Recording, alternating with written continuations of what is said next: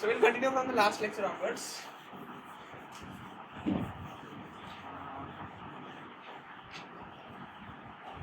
We had just given a messy motivation for why the Lagrangian should be t minus v. Today we'll just accept it.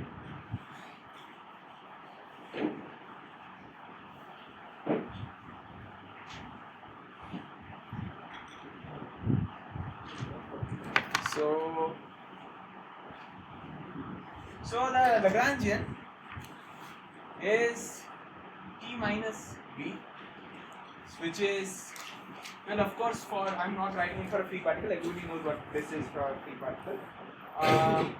Now we have also motivated is using D'Alembert's principle last time. Now we'll see some properties of this, right?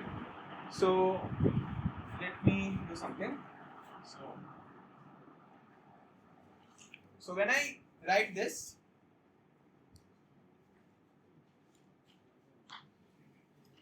so first let me define it. This is of xi dot squared minus v, which is a function of the xi's and not type. Yeah.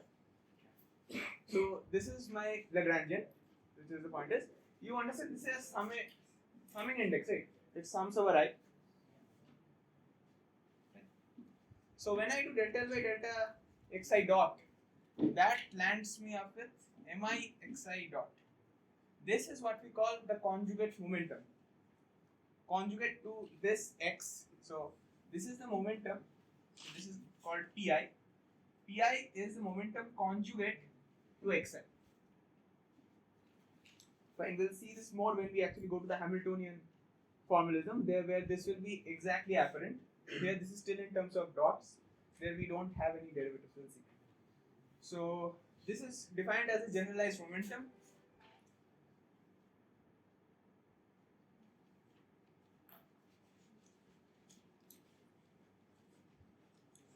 Fine. And so suppose, this is the Lagrange equation, right? Delta by delta xi minus d by dt of delta L by delta xi dot is 0, right? So in case, suppose if I find that my Lagrangian, suppose v as in fact does not depend upon suppose the first position of the first particle, then I can just say that delta L by delta x1 is 0, because this is only a function of the dots and this is only a function of the positions, and that position doesn't include 1. So this delta L by delta x1 then will be 0, which automatically means that the conjugate momentum is constant, which is delta L by delta x1 dot is then constant. Then we call this x1 a cyclic coordinate or an ignorable coordinate. Basically, you would understand why that means that, because it's ignorable. You can basically ignore it.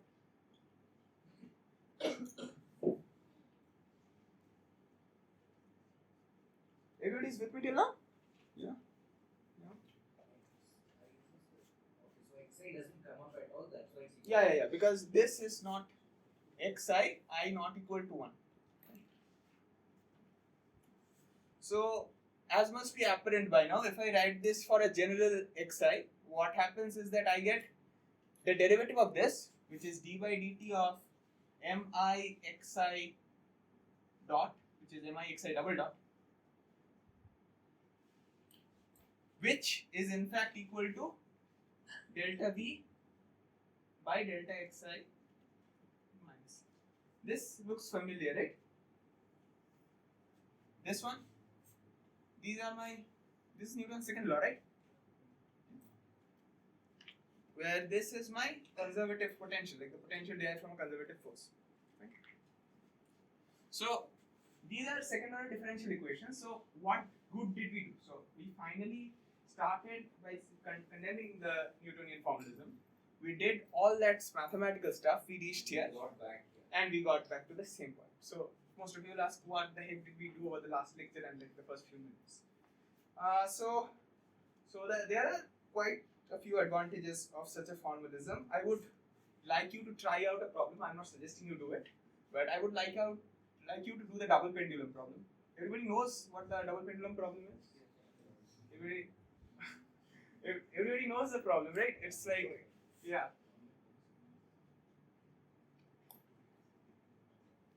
Yeah, so you have this problem to motivate why you should not use Newton's law everywhere.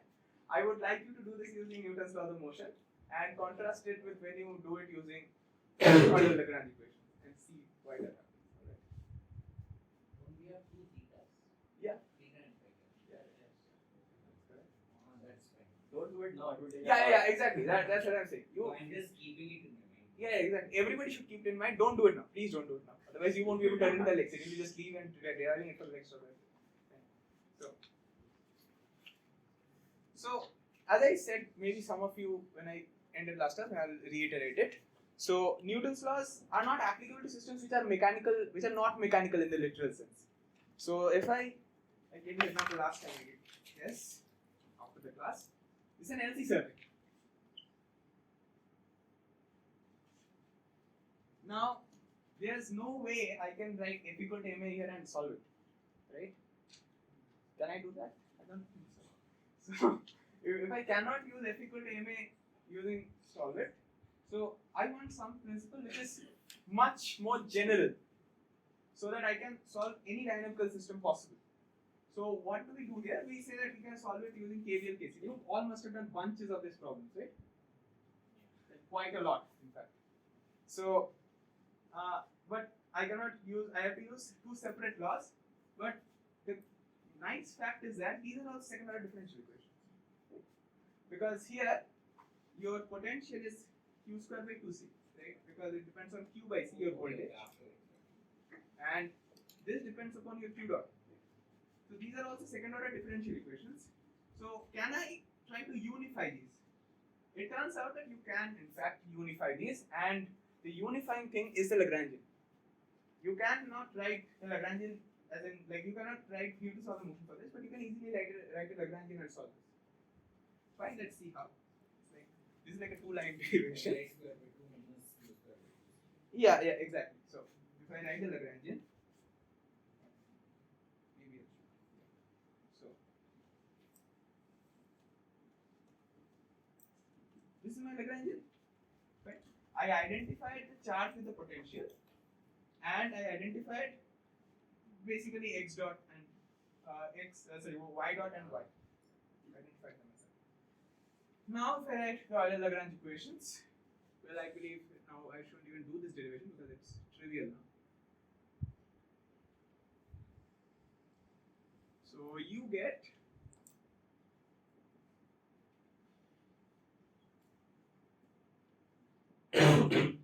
this exactly is the solution. This exactly is what KVL KCL gives us, right? And we did not need to think of KVL KCL for this. We did not need to think of. We need to know that there was a dynamical quantity which had a potential like that, and we need to know how energy varies works in that, and that was enough. We did not need to know circuit mechanics or anything. This came automatically. Now the thing is that this is a pretty constructed example, like I just gave you, and like a inductor and a capacitor, and said that you guys saw this. Basically, it turns out to be everywhere in physics where you mostly don't have dissipation, you can use this. Because you can always define a kinetic energy with a field, or a field with any quantity, dynamical quantity, you can associate with it a kinetic energy and a potential energy, and when you have done so, you can solve it. And it turns out to be pretty general. We use it everywhere, in fact. There's not much instance where we don't use it. Fine. So we'll now derive what is called the energy function. Let's see for the motivation for this. Let me just ask. Can you people see on the blackboard? I just wanted to ask. Can you people see this? Yeah. You can see this. At the beginning it's fine, but after erasing, that's when they issue. Okay, fine. I can use it the first time though, right? I can use one board of this, right? Yeah. Let me write this. Now I'll be writing a partial differential term. If anybody has a question, stop me then, because then I'll stop and explain what are partial differentials. Right?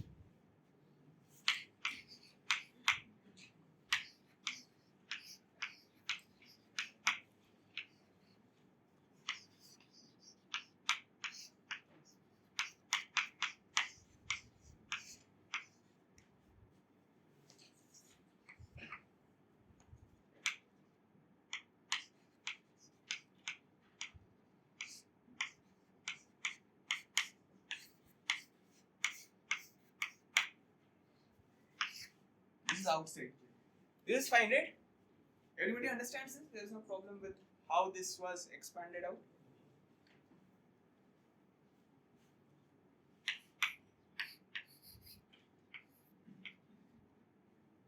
Now, using Euler-Lagrange equations, I know del L by del Qj is d by dt of del L by del Qj dot, right?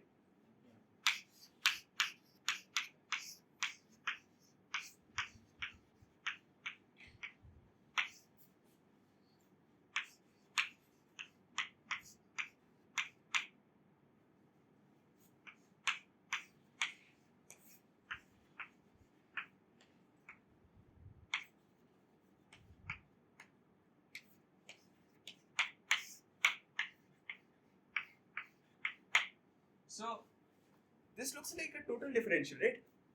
Because here I have a derivative with respect to time of del L by del Qj dot. I have dQj by dt. And here I have the time derivative over dQj, but there's no time derivative over this. Right? So I can write the whole of this as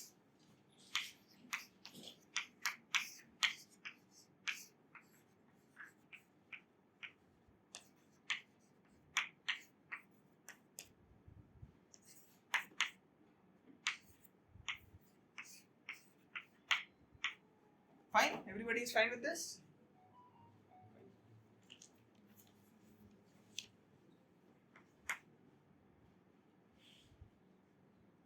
So now I'm going to imply this.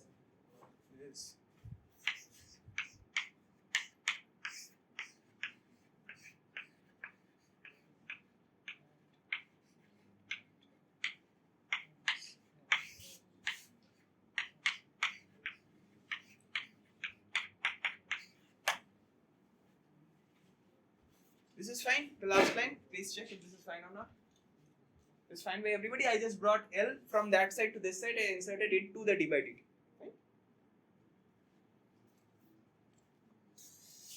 So now see a funny thing. See. So now I define this quantity as my Hamiltonian.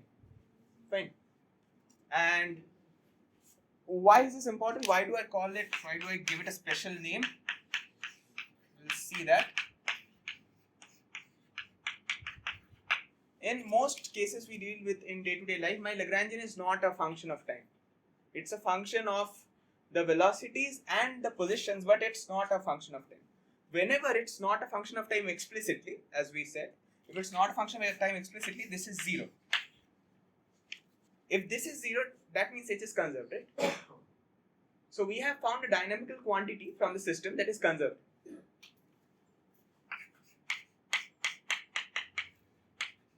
This is also the energy of the system. I invite you to check, like, take what I had taken here and check if this gives you the energy or not. Okay?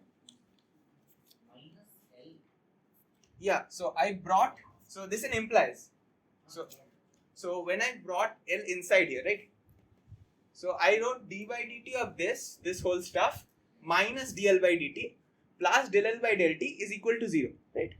Then I can insert this inside the d by dt.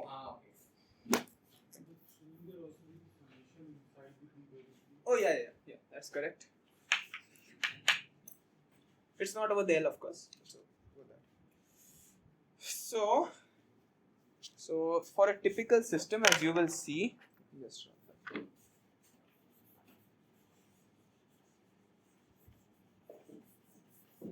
so one line derivation to see that this function that I derived called h here is basically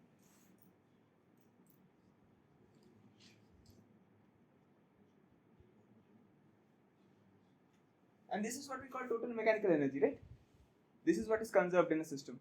This is what we conserve when we like drop a ball and we see how fast it goes due to the change in the potential energy, right? This is what we see. So the thing is that this is almost always true because see, what did I do? I just subtracted L. Subtracting L would have already brought out a positive sign in the V exercise, right? So because it's minus of that minus Vxi, so minus positive Vxi comes forward. The only thing I want this to be a quadratic function of the velocities. I want my kinetic energy to be a quadratic function of the velocities and nothing else, if it is that, then I can ensure that it always gives me something that resembles the energy or is the energy. Fine. So you can check it. That in most cases this happens. This is in fact T being my kinetic energy. Fine. Well, so the thing is that we just did the Lagrangian formalism and we looked at some properties as to what is conserved and what not. Now we move to the Hamiltonian formalism. So why do I use the Hamiltonian formalism? If I like, it's basically similar. I just changed one variable. I just said, and also we'll come to Hamilton's equations after this. We'll now focus on this term. We'll say that the Lagrangian is a thing of the past now. We'll look at the Hamiltonian. But why do I do that? The thing is that this will connect us to quantum mechanics.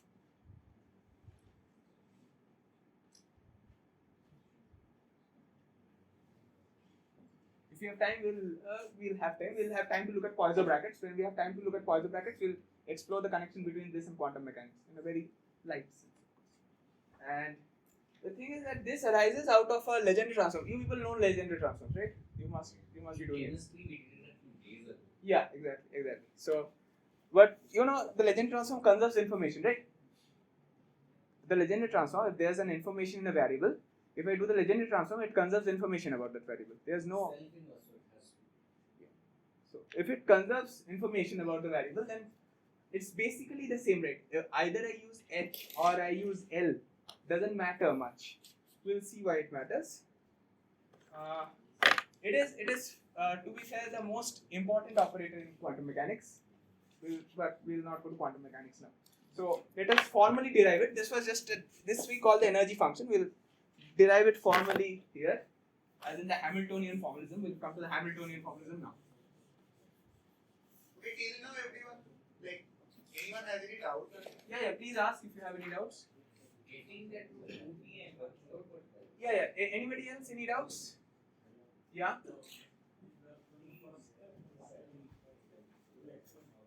Oh, so this is how we expand an derivative. So if it's suppose L is a function of L here is a function of the QJs, the QJ dots, yeah. Oh, okay. So del L by del QJ is d by dt of del L by del QJ dot, right? My Euler-Lagrange equation. This is my Euler-Lagrange equation, right? I just substituted it. And when I substituted it, I saw that it was a total derivative. I could write it as a total derivative.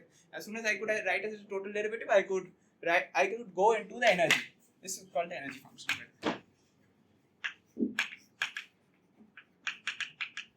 Fine. Any questions till now after this? Did you understand what we told? Like, is it clear now? Yeah. Any question? Any questions? Dumb questions even as well. Any questions? Any uncertainties? This one? Okay. So, if my... What the fuck am I doing? It's being recorded. Okay, that's fine. So, yeah, if my t is a quadratic function of... So, everywhere, every term in t should look like this. So, oh, sorry, give the condition.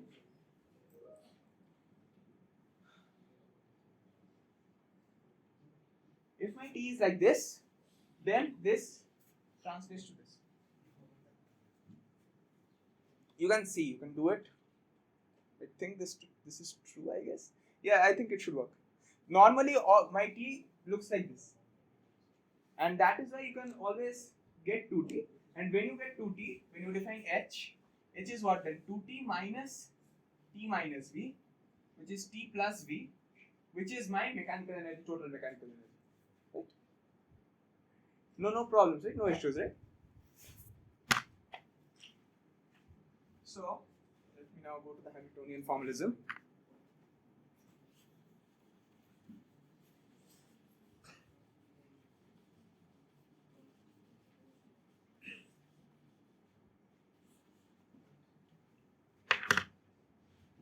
So, now as I've done it,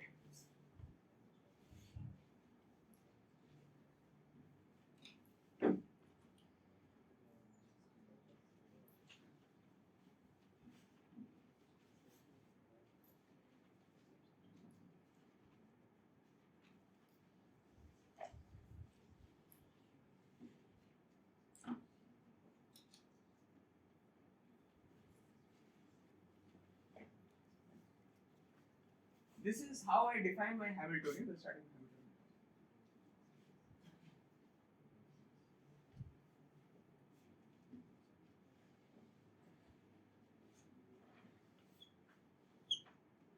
So the way to go to the Hamiltonian formalism in the first place is to first do the Lagrangian formalism.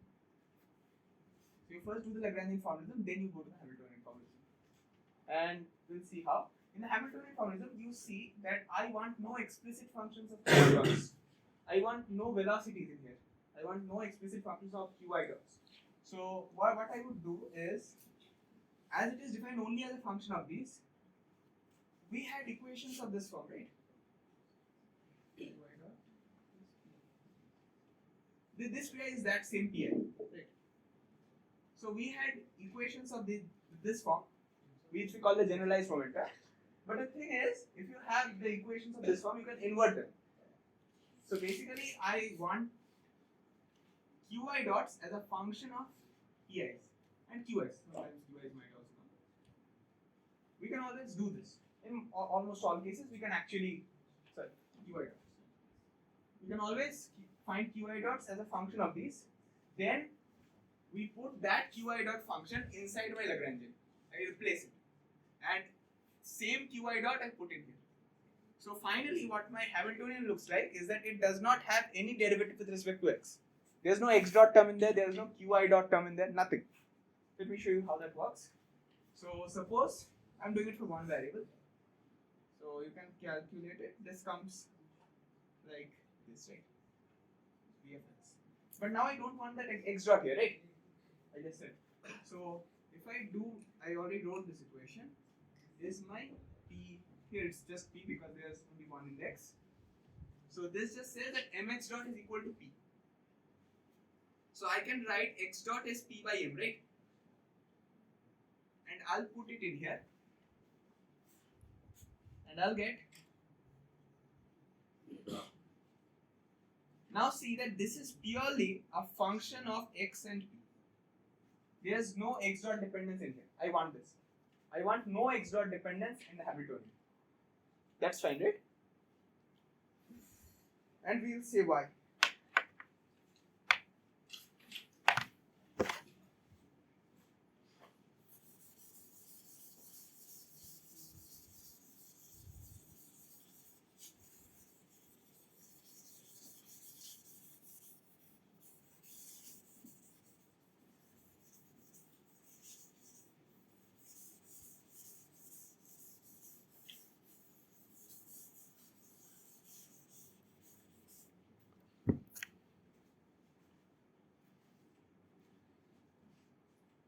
So now I'll do a derivation. Any questions at any point, please ask me. Alright.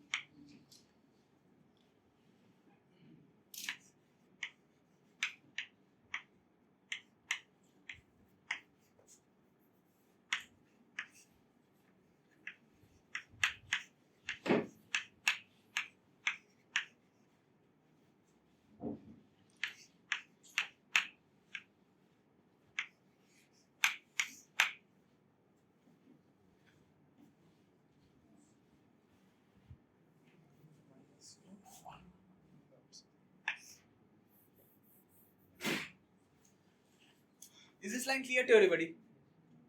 It's clear, right? Oh, it's not clear. Okay, so let me just do this again. If I take the derivative here, so I am taking the infinitesimal. If I take the infinitesimal, so if I take the infinitesimal, it's d of pi qi dot, right? This is fine. Then I can write this as dpi qi dot plus pi dqi dot, and I do the same for this because I just wrote dl by dt here, right? And I just do the same for that. It's fine. Then this is fine. Yeah. in math, but like isn't it more convenient to just write del I del pi dti over that instead of qi dot? This one. Yeah, instead of qi dot we do it with pi. Pi dqi dot, right? Del L del pi into dpi. But P is not related to, like, we are still in the Lagrangian formalism. We are going from the Lagrangian to the Hamiltonian. We don't have P in L. Yeah, we haven't yet done that. I'm just doing a derivation. So still you can think of it as a function of, I'm just taking a infinitesimal, like as in a dh term, right? Then you can see there's a funny thing here. This is pi, right? Everybody agrees this is pi? So if that is pi, so these two terms cancel, right? Right?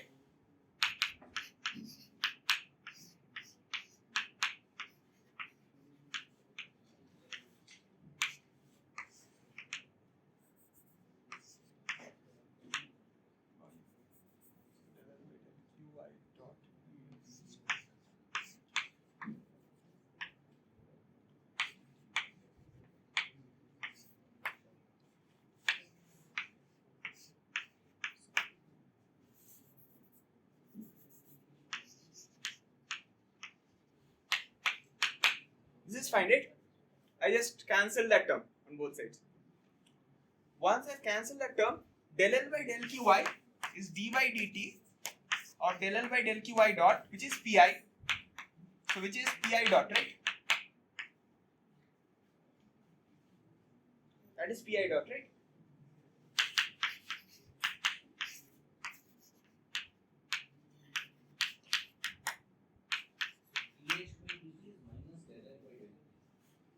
Yeah, we did that derivation, right? Yeah.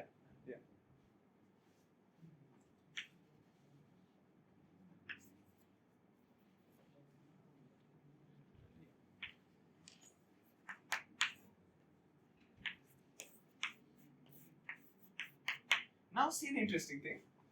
We have a qi dot here, and we have a pi dot here, and you have a del L by del t. Now I can just write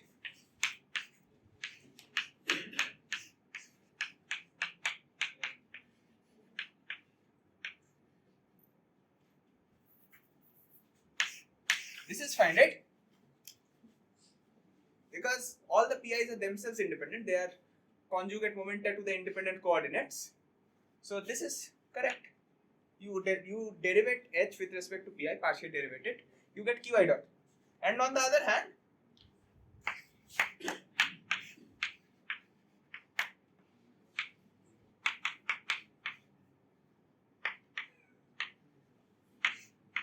you have this. You have that. And del h by del t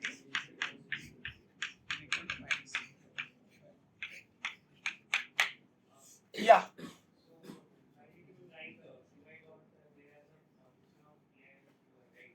Yeah.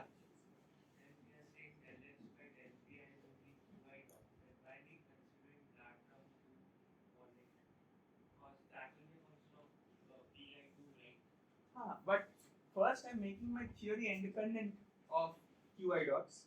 When my theory is independent of qi dots, so this will only be a function of the qi's and the pi's, right? Because h is itself a function of qi, pi and time. In most cases there's no time there. So this is some function of qi, pi is equal to qi dot.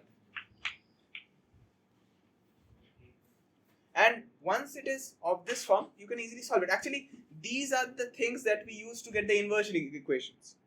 This is basically the inversion equation. It's the opposite way around.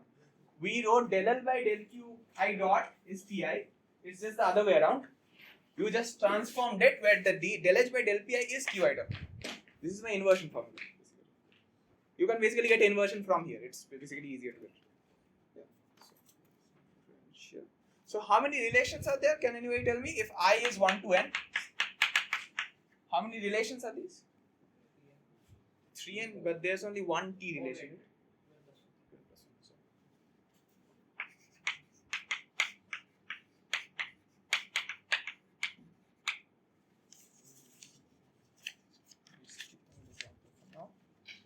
So, and also I forgot to mention point. I told you it was applicable in quantum mechanics. We'll see that in some ways the Hamiltonian formalism uses more independent coordinates than the Lagrangian formalism. As in, Pi is a better alternative to Qi dots. We'll see why. Everybody is fine till this, right? These are called Hamilton's equations of motion.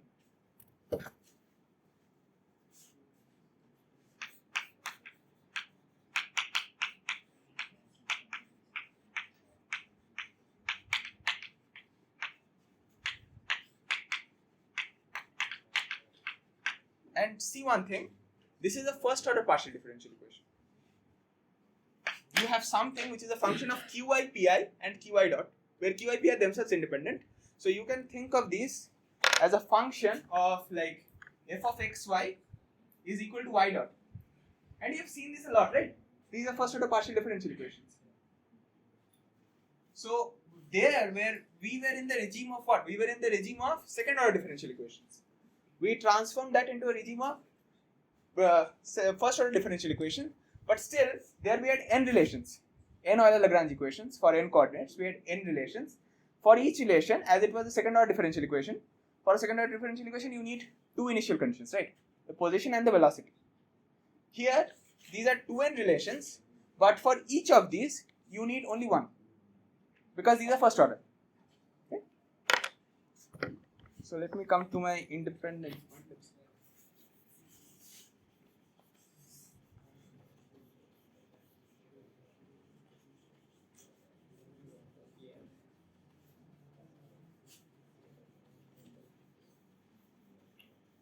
Any questions till now? Yeah. Equations. 2n plus 1 equations. Equations between so for each of these variables, so these are the inversion equations. So you get n variables, n equations, so that you can invert the nth velocity using the. You can write it in terms of Qi Pi. Once you can write it, this basically are, if you do it, this basically should give you the Newton's laws of motion. These basically are representative of Newton's laws of motion, and these are the inversion relations. So as these are relations between all of these are of that form. F of Qi Pi is equal to minus some derivative of either Qi dot or Pi dot. This is some other function, maybe some f prime. So as these are relations between the dynamical quantities and the quantities that I'm using in my theory, I can actually predict the dynamics. So there are 2n relations that predict the dynamics. That's why there are 2n relations. That's what I mean by it.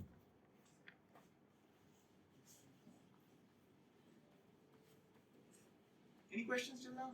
No, right? So now I'll introduce canonical transformations a bit later, but you all know what a transformation, you know what a coordinate transformation is, right? I can go from r theta to xy, that kind of transformation. So suppose I was dealing with coordinates qp and I wanted to go to q pi.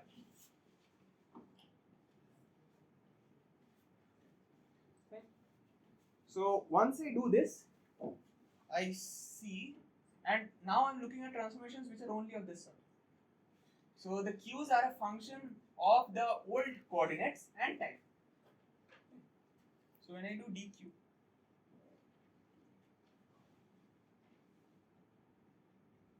I am not using the summation convention, but I think you have introduced it. Fine, I'll use it. This is fine, right? Okay, yeah, this is fine, right? This was how we did partial differentials. This is fine. This expression is fine.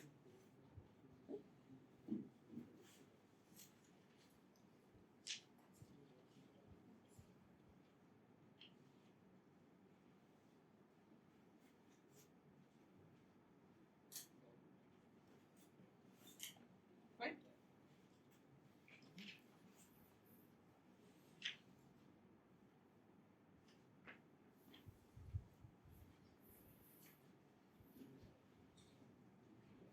You have this. You have this, right? So why did I write this? Let me show you.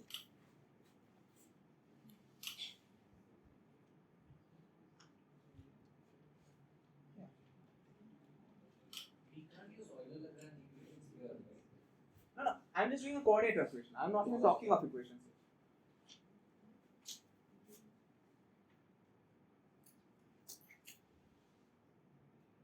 you see that there exists a strange similarity, as in the thing that how q dot is a function of the qi dots is matched by how q is a function of the qs. So it carries that dependence. Whenever it transforms dependently. So, but in case of PIs, there might be an analogous thing, but it's not that apparent. I'll leave you to check that if you can check, we define the PIs, maybe here pi, just pi, is del L by del Q, right? If you can find some relation between these to the transformation, how the Q's transform, you can just try this out, but it isn't as rigorous. But this you can see rigorously that the components, like as in if I derive Q dot with respect to any Qi dot, I get the same relation as Q has with the Qi. So it transforms in a dependent manner. That is another of the reasons that we switch to the Hamiltonian formalism, because the PIs inherently are more independent than the QI dots. Your P and Q we are transforming in phase space, right? Not in literal x, y, z. Yeah. We are transforming in phase space. These are phase space coordinates. And we'll be coming to phase space now.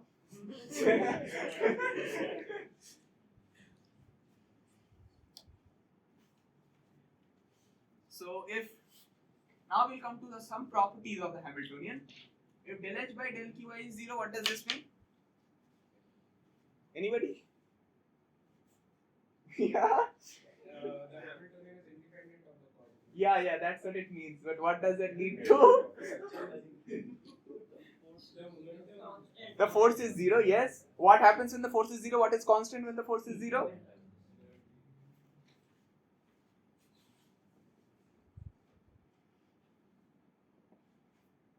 So again, as in the Lagrangian theory, we said that del L by del Qi is 0 means the force is 0, means that is an ignorable coordinate. Well, this is analogous.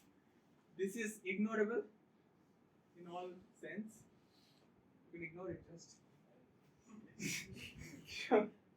And as I said then, so when we derived it first, the energy function, we saw this, right? Right. This was what we saw. But this is again equal to del h by del t.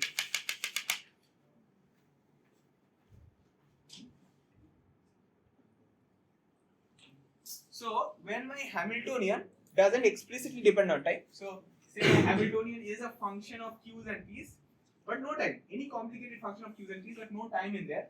As long as there is no time in there, my Hamiltonian is constant. You see that, right? Because my del h by del t is 0. That means my Hamiltonian is constant. Because that automatically means my dh by dt is 0. And that means constant. So, and one thing,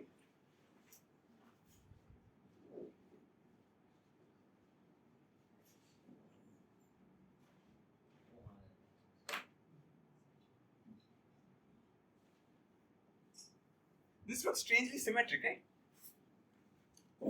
This looks symmetric. Otherwise, when you have the Euler-Lagrange equations,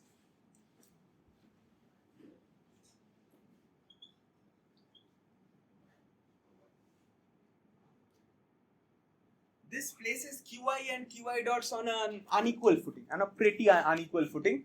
In this case, they are on an equal footing. Fine. And that helps us quite a lot. We'll see.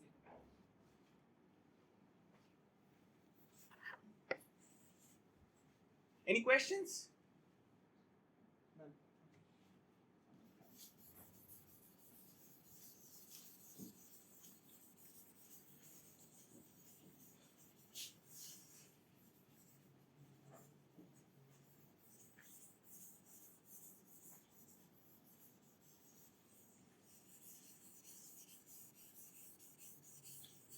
Okay.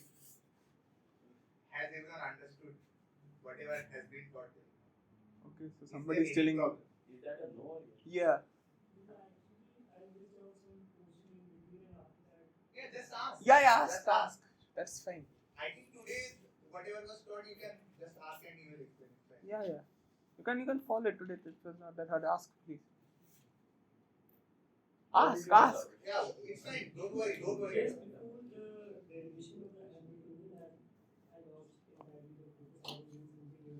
Where did you regain your focus? Oh, you didn't regain your focus after that. I was trying to. Okay. I was trying to listen between the mouse. Okay, that's a little. Okay, fine.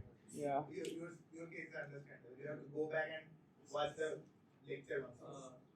Yeah. Anyone's case. How did you go from step 2 is what on the left side? This one. Yeah. So q dot.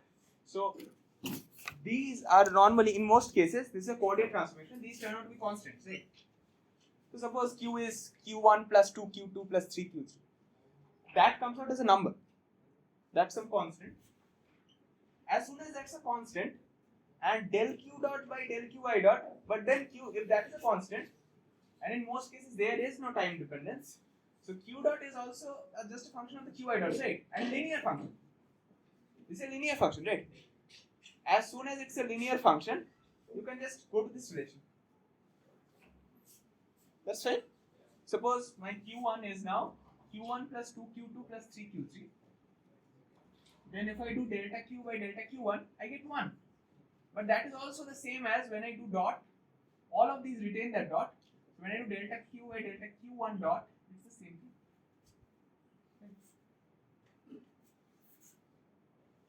Got it?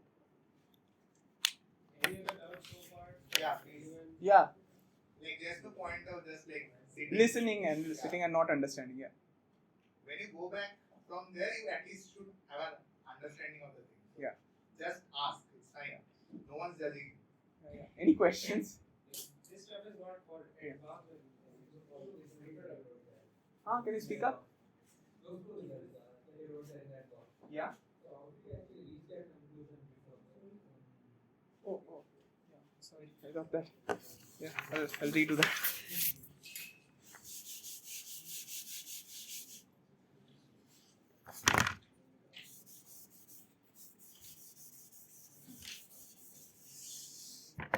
So let me see how much you remember about the derivation.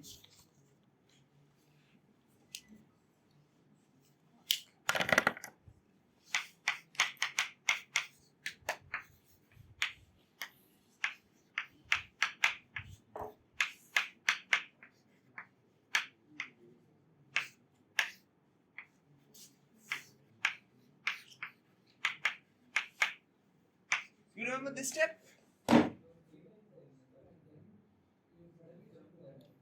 Okay. So you did you remember? Do you remember this line?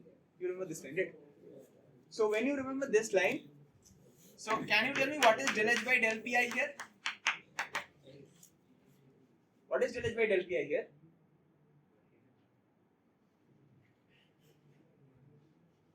It's qi dot, right? You have an idea of partial differentials, right? So this is qi dot, right? Del h by del pi, I said qi's are not independent. Qi's are independent of pi's. The time is independent of pi. If all of these are independent of pi, what is the term dependent of pi? Pi. And all the other pi's, like if I am looking at p1, p2 to pn are independent because they correspond to other independent coordinates. If that is so, then only dp1 depends. So if I only dp1 depends, so when I do delta h by delta pi, only qi dot should come, right? Did you understand? Or Did you follow the reasoning that I gave you? Do you know how partial derivatives work? Okay, great. Look at that expression.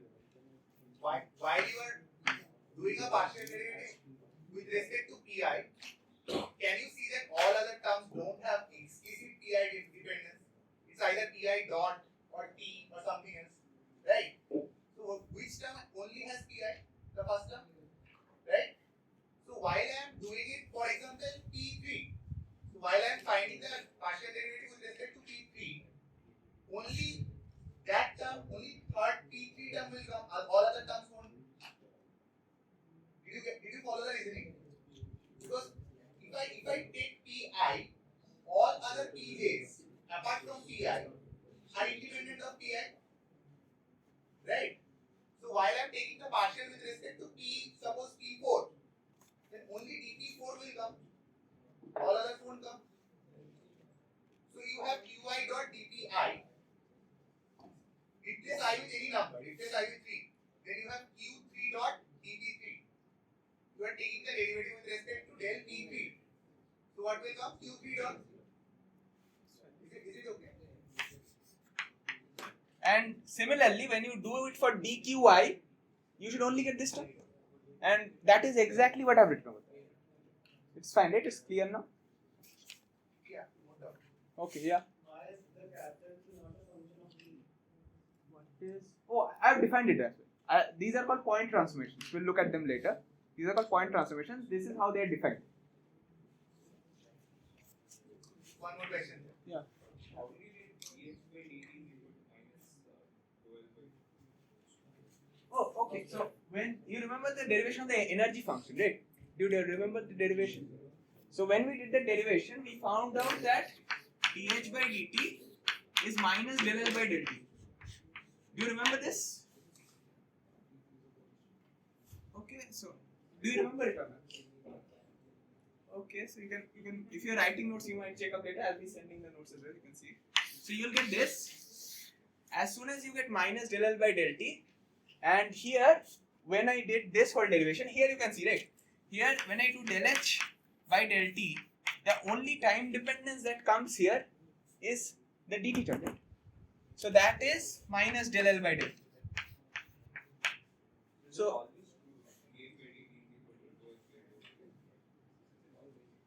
no. So, if I did dH by dt, this is not dH by dt, this is del H by del T. So, I'm looking at doing partial differential. I'm only looking at that term which has explicit t dependence. Right. So I am saying that del H by del T, when I do, I get minus del L by del T. And when I did the total derivative as well, so you can see the total derivative, right? Suppose I do dH by dt here. As soon as I get dH by dt here, I get summation over I qi dot pi dot minus pi dot qi dot. And this term cancels. And you get minus del L by del T. Now this makes sense. dH by dt is minus del by del T, and that is equals to del H by del T, which are equal in fact. Yeah. dt is the constant. So whether we divide that term by dt or not, shouldn't that always be? Why don't we just cancel the summation out right now, like while writing dh? Oh, so you're writing, yeah, dH by dt is also minus del L by del T. It's the same thing. When we write dh, Yeah. dh should also be simply It is.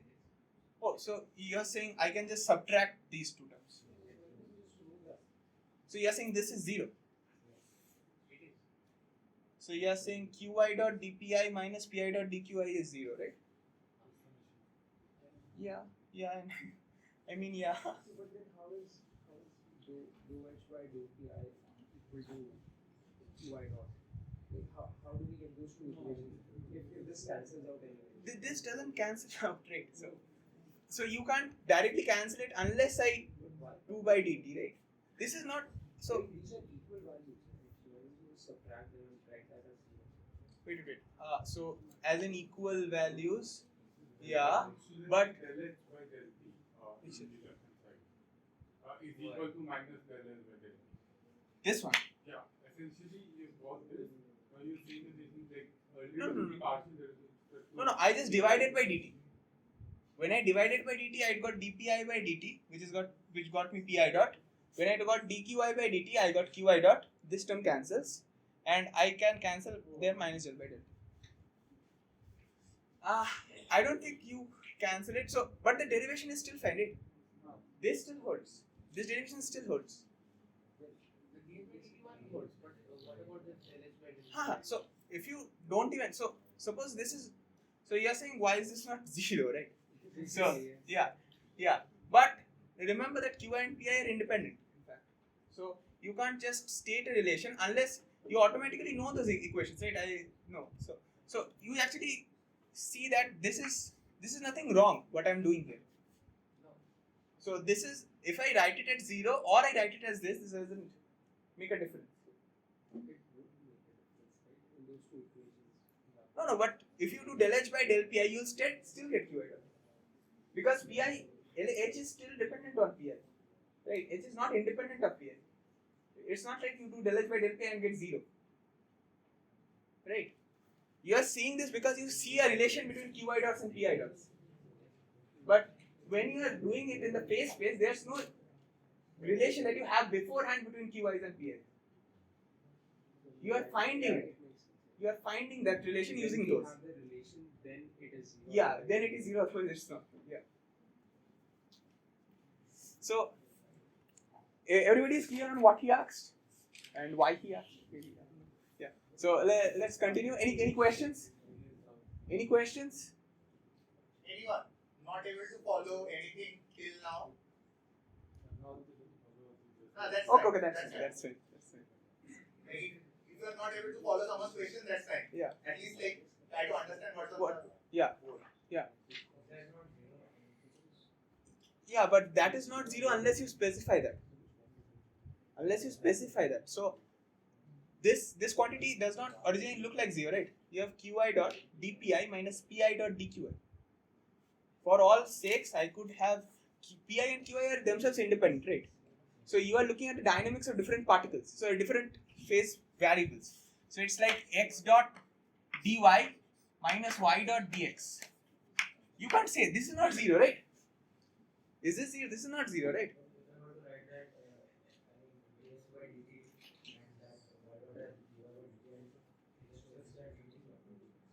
So you could, yeah, but in this case they are independent, like as in this is, so I understand that, but in this case, unless you get that equation, this is still right, like as in when you do del h by del pi, it still has a qi dot dependence. When I write out an actual Hamiltonian, you'll see why this happens. Like suppose take that Hamiltonian.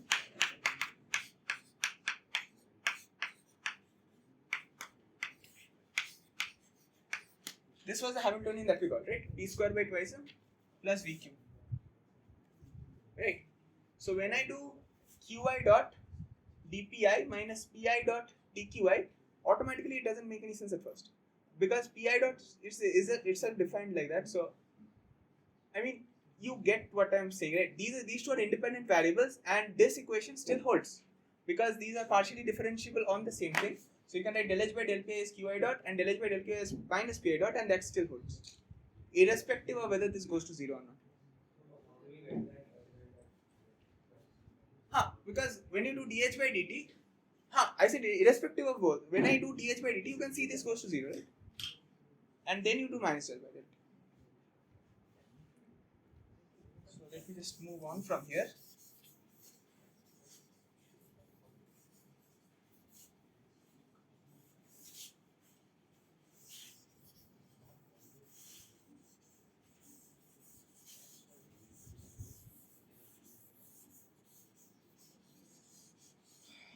So this is the thing that gives us the concept of a phase space and a 2f dimensional phase space,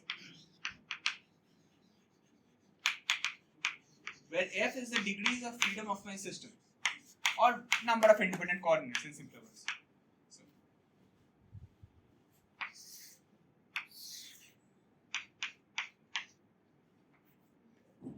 For a 2-dimensional phase space, you have only x and p, so it looks like this. So suppose so what does the path of an harmonic oscillator look on this? Anybody? Ellipse.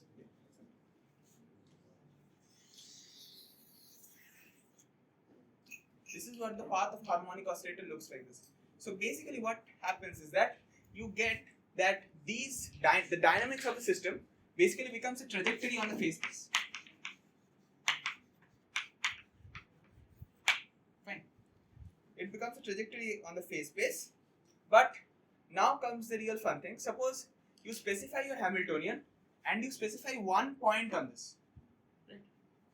This point, as these are first order differential equations, these are systems, right?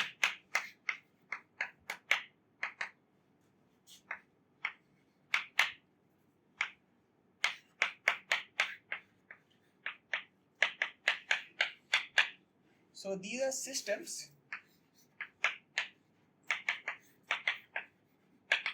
and first order systems.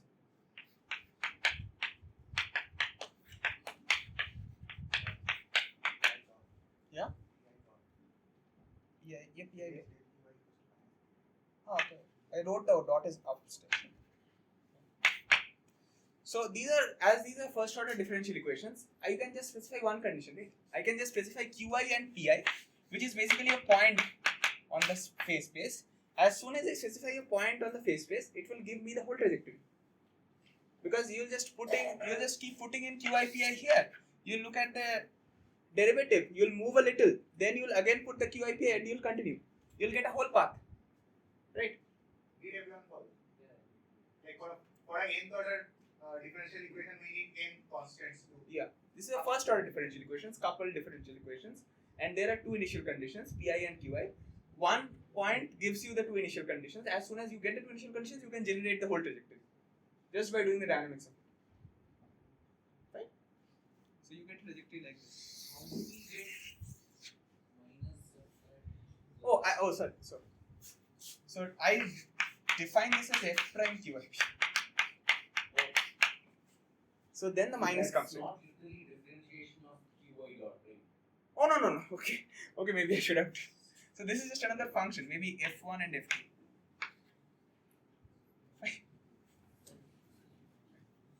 Yeah. This again will confuse them further because that is also used for differentiation. So yeah. So it's a unique trajectory. This trajectory is unique. So two trajectories cannot intersect. So suppose I give you a situation.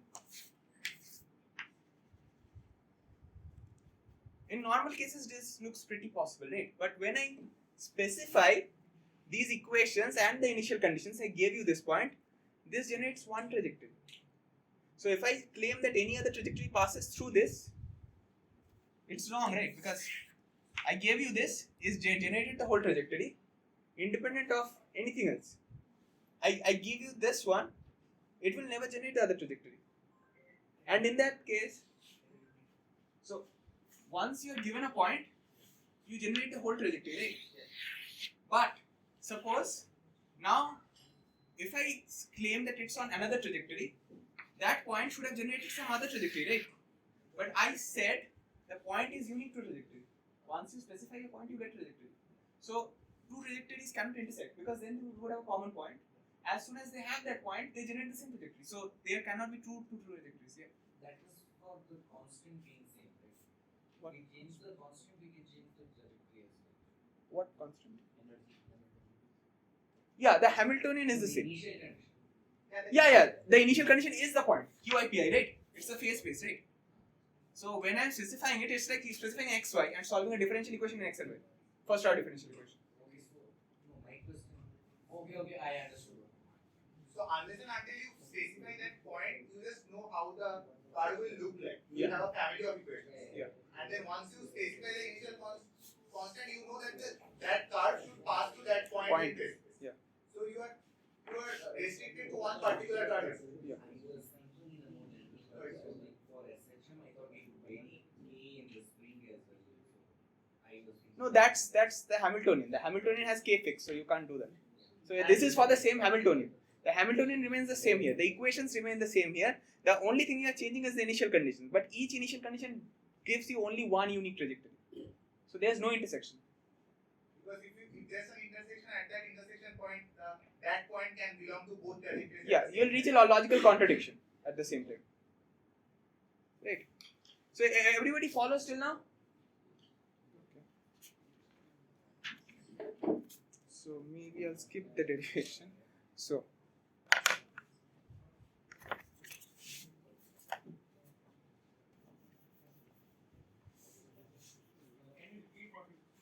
Like you can construct trajectories of different energy on the wave. yeah. This is for the same Hamiltonian. This is what I mean. So suppose the Hamiltonian is the same, as in everything is the same, you get the same equations. The equations are the same. As soon as you have the equations are the same in terms of Pi, Qi dots, you can just specify Pi, Qi and you will get one trajectory.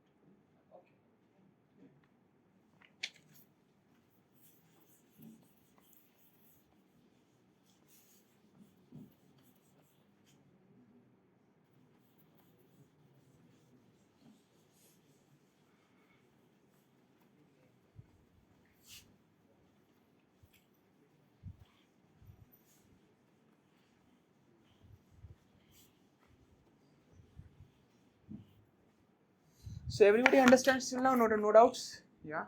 How would this trajectory thing work for other apps? More increasing dimensions, like if they have more independent coordinates. Oh, that's a nice question. So this trajectory will still look like a trajectory, but it would be an n-dimensional trajectory. So here we have the intersection of two trajectories as a single initial point, Yeah. starting point. So in higher dimensions we'll have something continuous. Yeah, you'll have then. different trajectories. Yeah. But still, even then also, no two trajectories can intersect, right?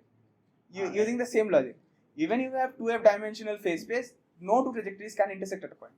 In general, it will be 2f minus 1 dimensional trajectory, right? The trajectory will always be 2f minus 1 dimension. As in a trajectory is 2 dimensional.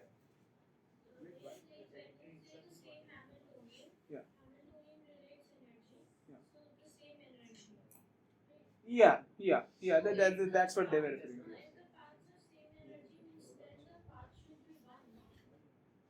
I mean, power. Yeah, that's what I did, right? Once you specify in Hamiltonian, you get only one path.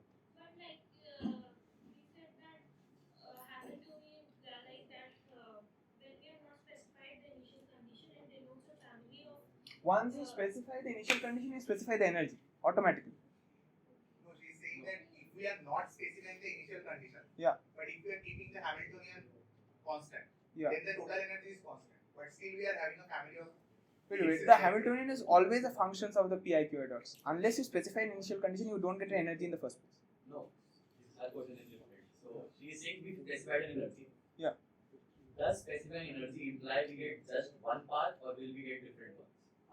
That's a good question. Yeah, so in a SHM you will get one path, but Yeah. you could construct a potential like a double well potential where there are two different wells. Yeah. So then you will get two different paths, then you can get two different Paths of the same energy. for the same energy. Like in SHM, they look like this. Yeah. Once You you will just specify. get one trajectory and specifying the initial condition on that with the same energy will give you where at which point on the trajectory you start. But you will generate the same trajectory. So the points will be same. The trajectory will be same. Trajectory will be generated.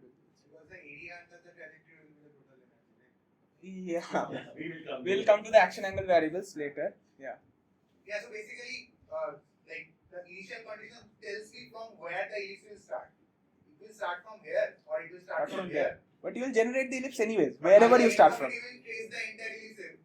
Anyway. For the same energy, the ellipse will be same. Yeah, the ellipse is the same. For SHM, you get like concentric ellipses like this. So each concentric ellipse means the energy is different. Higher in this case because energy comes as the integral under the area. Now the initial condition will tell me from where Shiraz will start drawing the chalk. Yeah, for each concentric ellipse, the Hamiltonian It is different. But suppose these 2 points have the same energy because they are on the same ellipse. Yes. Now, from where you start drawing it, that like from that That distance, is that it. will be given by the initial condition. But mostly we care about trajectories, so Yes. anything works. Yeah.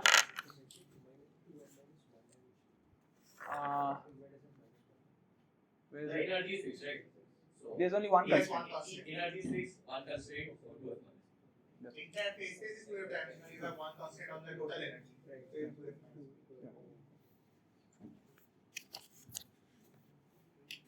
So we'll now look at canonical transformations.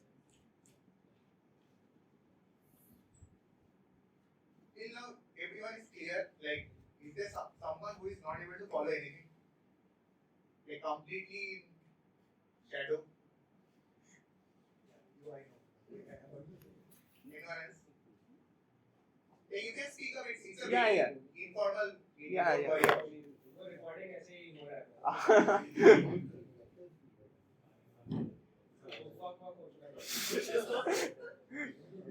Anyone? Any problem? Yeah, sure. So I said that the H was a function of Pi's and Qi's, right? And time. We don't care about time here. So it is a function of the Pi's and the Qi's, and there are f degrees of freedom. So there are f coordinates, and that means each coordinate has a generalized momentum. So there are f momentum. But as soon as I have the coordinates and momenta, but these are independent, right? I can fix them to be anything.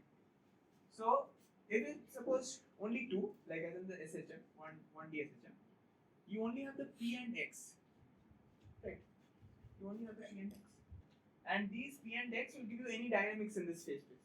Phase space means suppose your SHM starts when your mass has some position P and some position X and some momentum P. As soon as you have that, you can draw a point on the phase space, and as soon as you can draw that point on the phase space, you can just solve this first order differential equations, coupled differential equations, and you can get them. So the phase space gives you a visualization of the trajectory that the system takes over P's and Q's.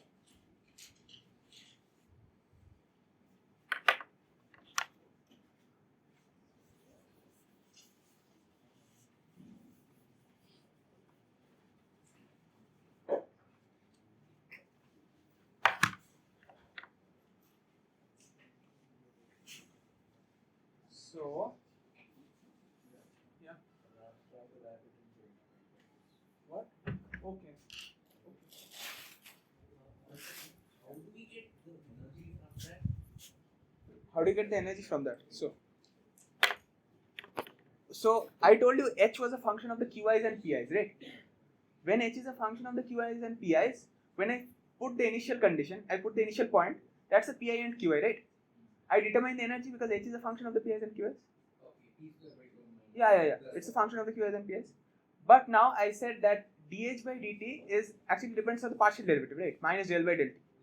And dH by dt is minus del H by del t. So if del H by del t, just del H by del t. So if H has no explicit time dependence, that H is constant. So once you fix the initial condition and you are saying H is a function of only QIs and PIs, there is no time dependence on H. As soon as there is no time dependence on H explicitly, del H by del t is 0. That means dH by dt is 0.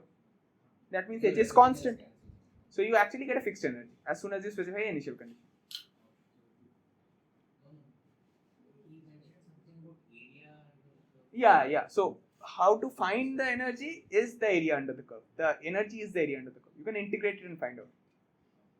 Yeah. Because for SHM it comes with pi. Yeah. So yeah. There's a correspondence. They are not exactly equal. So first we'll look at point transformations. We'll not derive this. That these are okay. But point transformations, these are happening when I look at the Euler-Lagrange equations.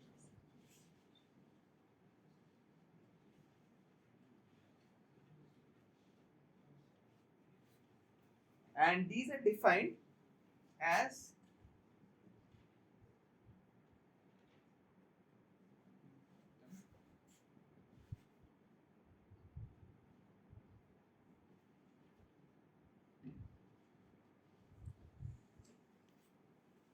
this is fine. So once you get QI as a function of QI, in most cases you can actually invert the system and get this. So I'm not. How do we go between EL equations and point transformations? Oh no. So I'm saying point transformations are used for Euler-Lagrange equations. Suppose I'm writing Euler-Lagrange equations for a set of coordinates. Now I want to transform my coordinates to some capital QIs instead of my small QIs. That is when I use my point transformations. I'll maybe leave it as a homework. You can check that if you use this, just this relation, you should be able to derive, in fact, that in the new coordinate system, this still holds. We know the Euler-Lagrange equation holds in the old coordinates as in the small QIs, but if you actually implement the transformation, you can see that even in the new coordinates, these hold. The Euler-Lagrange equations are form invariant when you do point transformations. Fine. Which is a pretty long derivation, so I'm not doing this. The conveners will kill me here now. So now we'll go to canonical transformations. Canonical transformations come when you discuss Hamilton's equations.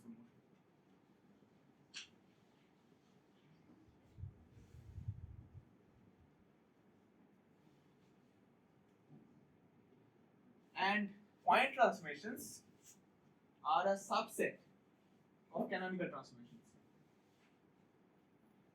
So all point transformations are canonical transformations, but not vice versa.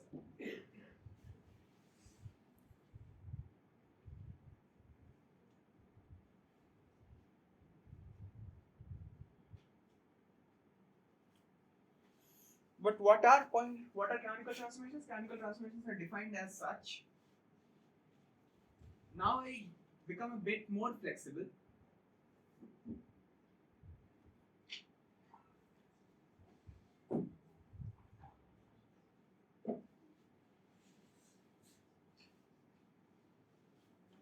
This is my definition of canonical transformations.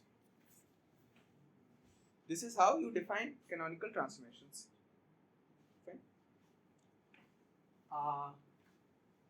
And if you do it, but here you could just say this and you could get this, but this for this to hold. So why am I saying canonical transformations? Why are these transformations important? Because we'll see that some of these, having satisfied a condition, actually keep the form invariant for Hamilton's equations of motion. As in, even in the new coordinates, I can now write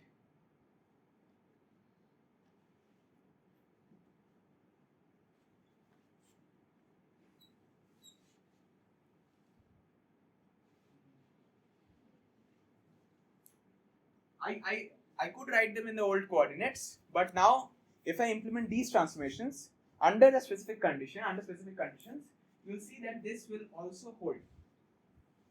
The transformations which are of this form and keep this form invariant are called canonical transformations.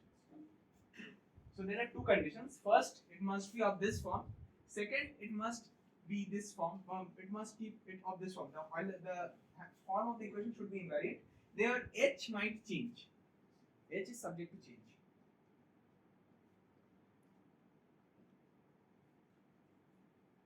But if you can find the function so that you can write this and it works, then you'll say that we have implemented a canonical transformation.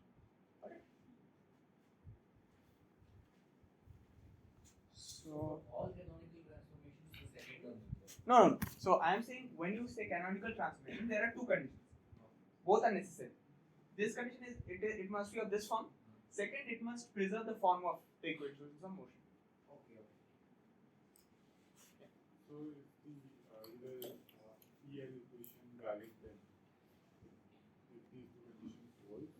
Yeah, so you can write it in terms of the new coordinates. The EL equation you'll write it the same, but now in terms of the new coordinates. Yeah. Is it valid in a canonical transform given that the Yeah, because I said right, point transformations might not, because it's the other way around. If you have a canonical transformation, you're assured that you'll get the same form for the Euler-Lagrange equations, but it's not always vice versa. You can't always say that, because here I did not specify anything for the qi dots, right? Because we saw this derivation, right? When I did qi dot, I automatically determined how it depends on the small qi dots. So there was no independence there. But pi's are independent, right? So I can specify qi and pi in the transformation, right? And still have degrees of independence left for my system to have b in, right? So all point transformations do, like canonical transformations might not always preserve the Euler-Lagrange form, but point transformations always will keep that form invariant. Okay?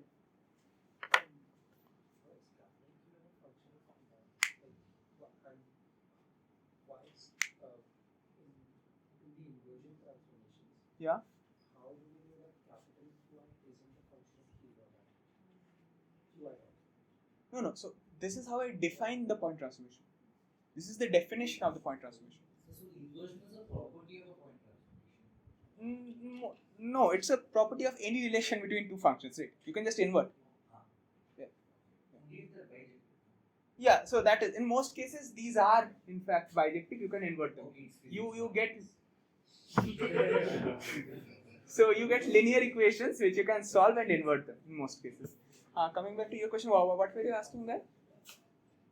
No, the question is basically how in canonical transformations Yeah. have assumed that capital Qi is a function of Pi. No, that is how we defined it. For canonical transformations, you need two conditions. these two other conditions is that my transformation should satisfy these. It can only be a function of the QIs, right? It's not necessarily a function of anything, right? I'm not saying it's necessarily a function of anything, but it can at max be a function of the QIs, PIs, and Ts. And I can restrict my new momenta to be functions of QIs, PIs, and Ts, because I can specify PIs and QIs independently. They are not dependent like that. When I specify QI, I automatically get transformations of QI dots. It's not like that. Right? H might be subject to change. You might get a different H for this works, but you'll always get it for canonical transformation. Yeah. For canonical transform, it will change. For point transformation, it will remain same. It does remain same. I have worked it out. You can do it for the same way. You can work it out yourself. It's not very hard. You'll just change this to other derivatives and find out. So just do that. Let me just ask. Just consult with these people.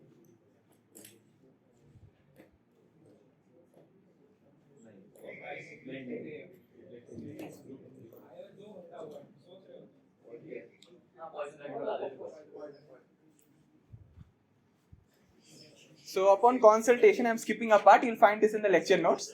It's not for you. Yeah.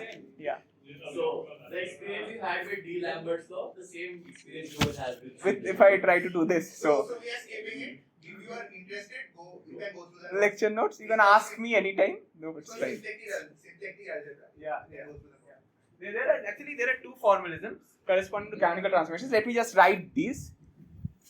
These are called generating functions.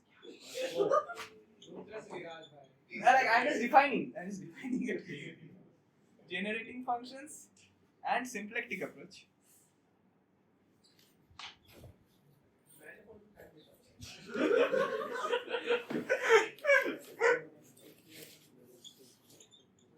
So you have these two. We'll not be going into either of these, and nor will you be for like the next 2 years. But yeah. But you can always, if you find it interesting, you can read up on it. You'll find this in the lecture notes. You can ask me about it. You can consult any book on it.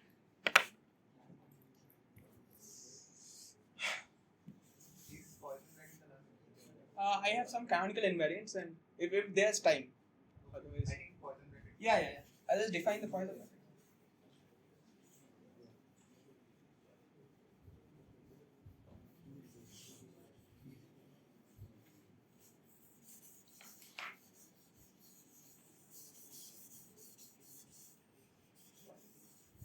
Good, so just a few more minutes.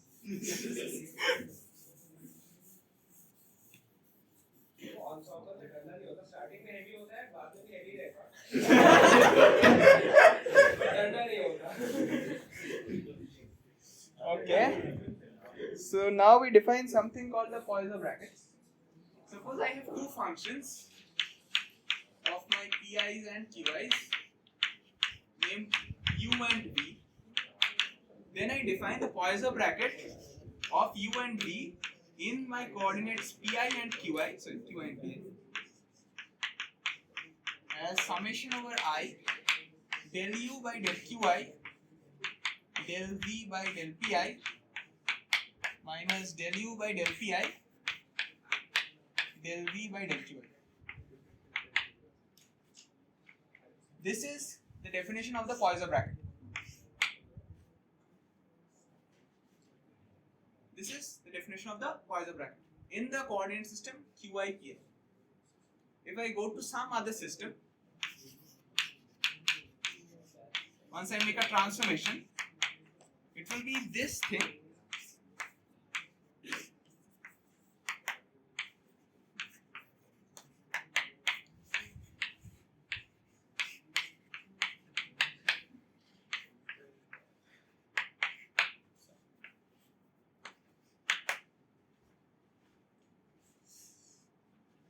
This is called the Poisson bracket.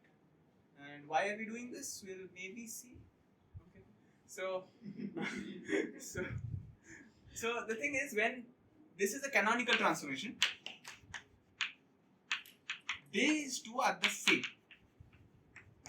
If I take any two variables, u, v, pi, qi, I can just doing a transformation, I can write these in terms of qi pi as I as well, right? When I can write u and v both as functions of qi pi and qi pi I can evaluate this integral, this summation. And when this is a canonical transformation, when and only when, it's an if and only if condition, if and only if this is a canonical transformation, all uv Poisson brackets evaluated in this coordinate system are equal to uv Poisson brackets evaluated in this coordinate system. Only when this is a canonical transformation. Everybody follows? Okay. If anyone wants to practice on partial derivative, try to prove that. Yeah. Now it will take an hour. Yeah. It will take more than an hour. It took me more than an hour. But try to prove this, okay? Yeah. We went through that pain like in third sem. It will be question in your assignment in first sem. Yeah, but don't try to prove it then. Either do it before or after. No, you will have it. You will have like You won't have the So, all Poisson brackets, let me write this statement, maybe you'll remember this. All Poisson brackets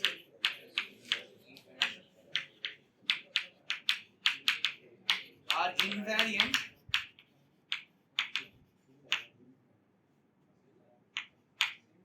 under canonical transformations, and in fact it's if and only if. So if the all Poisson brackets are invariant, it's a canonical transformation. If it's a canonical transformation, all Poisson brackets are invariant. This is extremely important, maybe not now, maybe later. What is the canonical transformation, but what is the point transformation? Point transformation is a subset, right? So Okay, so qi should not depend on pi and pi should not depend on qi. yeah. I only said this. When I'm doing the point transformation, I am in the Lagrangian formalism. So there is no thing about a pi I. There's no momentum in there. Unless I define it from del L by del Qi dot, there's no momentum in there. I just want my Qi to transform like that. And as I showed, if the capital Qi transforms like that, you can automatically say that the Qi dot transforms in the same way. So if this is true, then this should be very apparent. Is that the Qk commutator of Qi Pi is 0, right? This is true, right?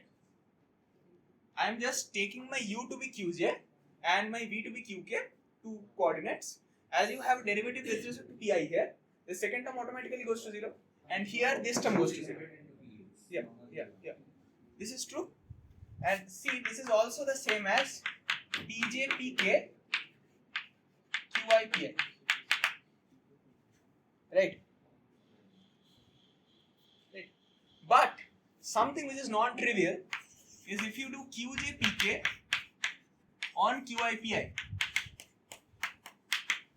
This is in fact delta. You know the canonical delta, right? And you know the canonical delta. It is only 1 when j equal to k and 0 otherwise.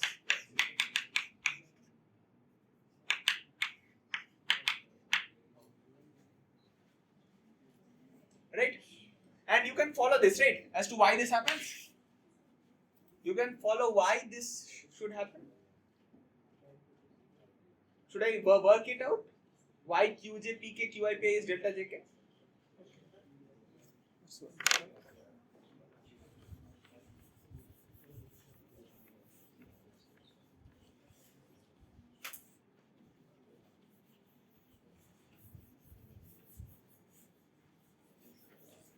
So we write this. So Qj Pk in Qi Pi is summation over I delta Qj by delta Qi delta Pj by delta Pi minus delta Qj by delta Pi delta Pk by delta. See that this is irrespective of anything, this is 0. Because the momentum doesn't depend upon the coordinates, the coordinate doesn't depend upon the momentum. This is 0. But now, in some case where suppose I is not equal to k, this gives me, let me just write this. So this is delta ij, right? This is only 1 when I is equal to j and 0 otherwise. There's no, because the coordinates are themselves independent, right? And similarly, this is delta ik. This is only 1 when I equal to k and 0 otherwise, right? And when you sum over this, so when does this click? It will only click when I equals to j equals to k at the same time.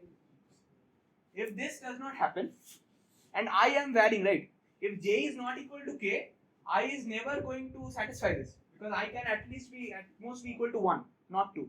But if both are equal, then I can be equal to j and k at the same time, and then you get that this is delta jk. So this only works when j is equal to k, and when j not equal to k, this is 0. This makes sense? Everybody? So, in fact, you can. So I said that that was an if and only if condition, that all Poisson brackets are invariant in the canonical transformation. You can derive, you can say a lighter condition. If these are true, if these 3 fundamental Poisson brackets are true, these are called fundamental Poisson brackets, as in qi pi I, qi pi k, qj pi k over the qi pi.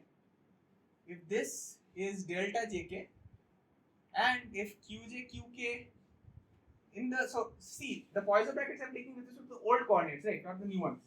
These are the old coordinates.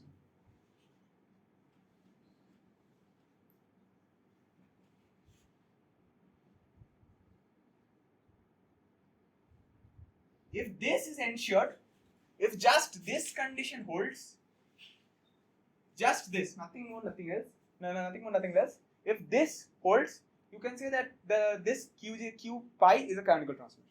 Just this. Yeah. Yeah. Then this is automatically true. Because then you can take all Poisson brackets to that, and in that Poisson brackets this is true anyways, right? No, that's not trivial. That's a good question. So this is a sufficient and necessary condition.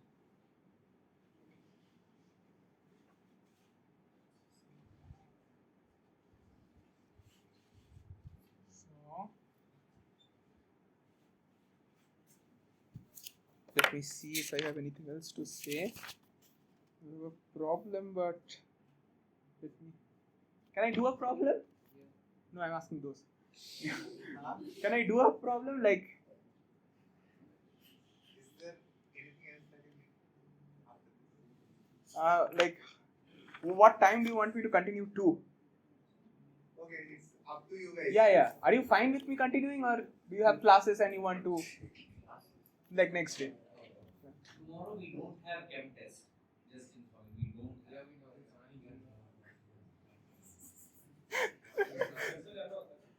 Okay, so like it's a collective decision about Yeah. if you Yeah. want him to If- continue for the next 20 Yeah. minutes maybe, then we will. And if anyone wants to go to bed and sleep and Yeah. Anything. How many people want to sleep? Just raise your hands. How many people want to go? Like, just Yeah, how many Shut people off and think sleep. that it is enough for today. today? Yeah. Okay, 2 people. 2, 3, One, 2. two. This is fine. Yeah. Yeah. Okay. That's quite a lot. That may not be the majority, but that's still quite a lot. Okay, fine then. Then we can wrap it up in the next 10 minutes. Yeah.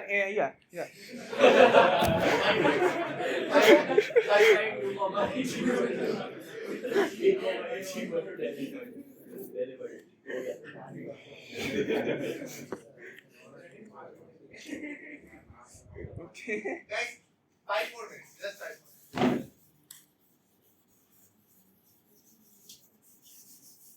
I'll just give you one quick connection to quantum mechanics, then I'll be done. That would be the.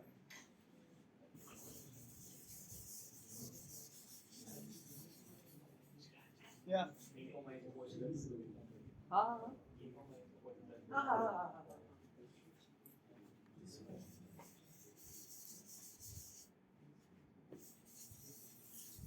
So, we write this.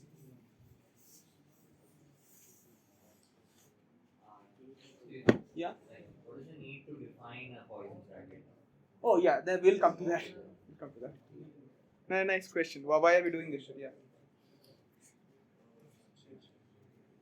So now let's take a function of qi, pi, and time. Right? And now writing du by dt. Now you people will tell me. I have done this like 3 or 4 times now. What happens when you evaluate this in terms of partial differentials? So yeah, what should be here? Qi dot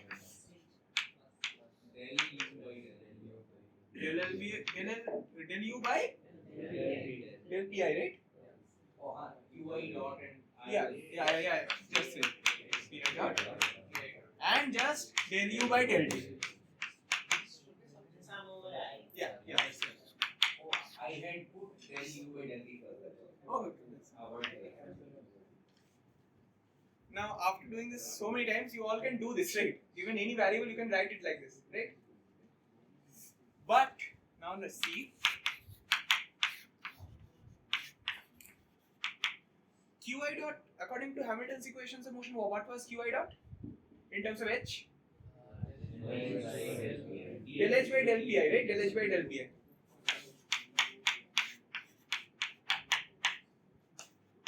I already wrote it. So yeah, what is pi dot in Hamilton's equations of motion in terms of h? Minus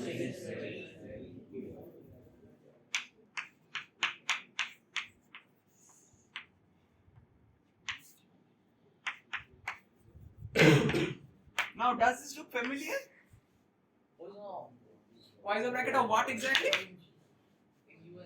Yeah, exactly.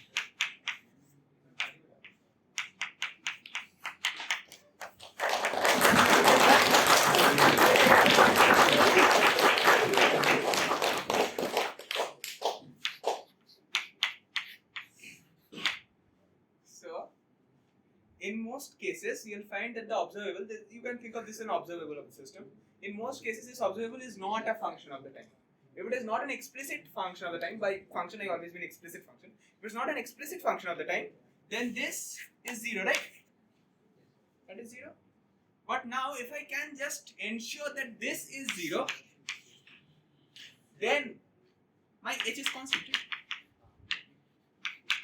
So, for suppose h, I have defined it in terms of qi pi's, and u is also in terms of qi pi.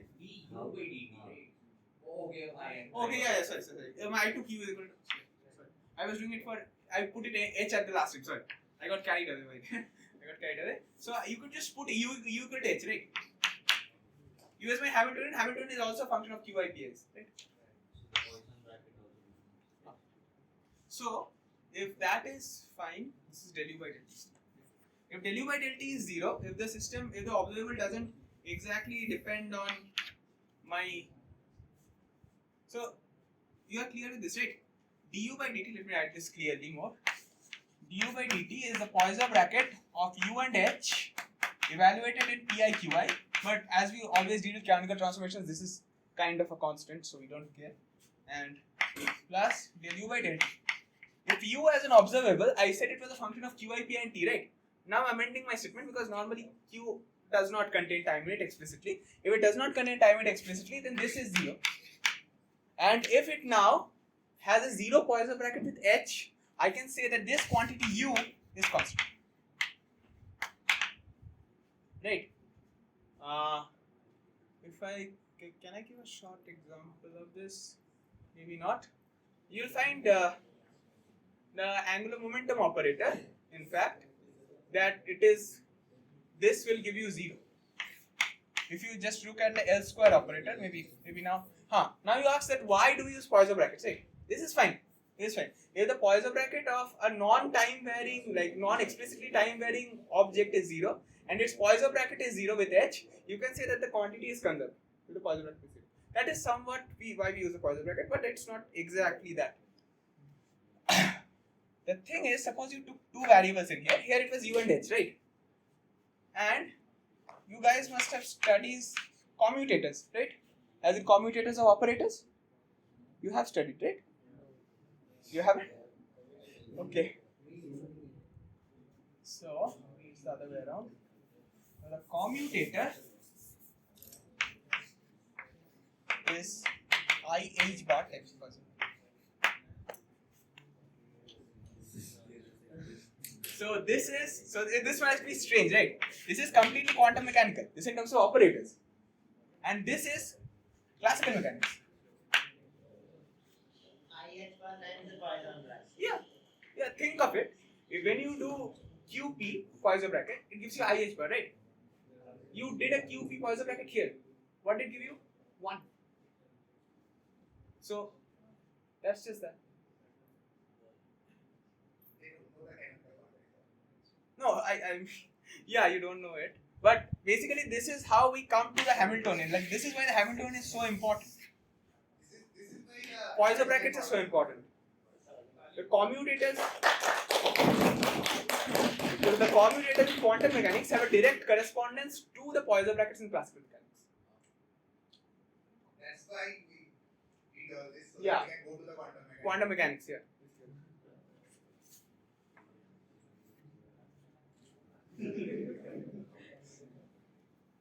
What is that? I have canonical invariants. Okay, fine. Yeah.